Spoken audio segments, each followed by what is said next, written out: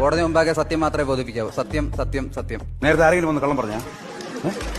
ഇവിടുത്തെ രീതിയാണ്, അതുപോലെ പറ. സത്യം സത്യം സത്യം. താങ്കളുടെ പേരെന്താണ്?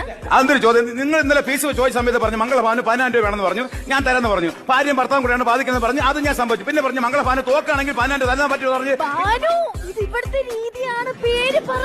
താങ്കളുടെ പേരെന്താണ്? മംഗളഭാനു. മിസ്റ്റർ മംഗളഭാനു, ഈ നിൽക്കുന്ന സ്ത്രീയെ പരിചയമുണ്ടോ? പരിചയമില്ല. നിന്റെ ഭാര്യയല്ലേ? ഇതിനെ അറിയാമെങ്കിൽ പിന്നെ ചോദിക്കേണ്ട കാര്യം ഉണ്ടാ ഇതിനാ. എന്റെ മംഗള ഭാനു, ഇത് കോടതിയുടെ രീതികളാണ്. ഉള്ളത് പറ. അറിയാം.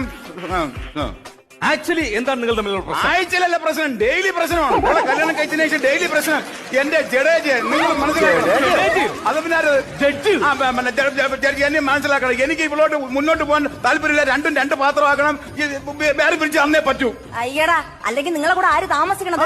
ജഡ്ജി സാറേ, എനിക്ക് ഒരു നിമിഷം പോലും ഇയാളെ കൂടെ താമസിക്കണ്ട. എനിക്ക് എത്രയും പെട്ടെന്ന് റിവേഴ്സ് വേണം. എനിക്ക് എത്രയും പെട്ടെന്ന് റിവേഴ്സ് വേണം.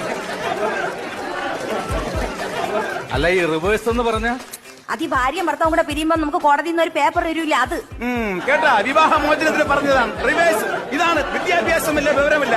എനിക്ക് ഇതിന്റെ കൂടെ മുന്നോട്ട് പോകാൻ പറ്റില്ല. പുതിയ കാലം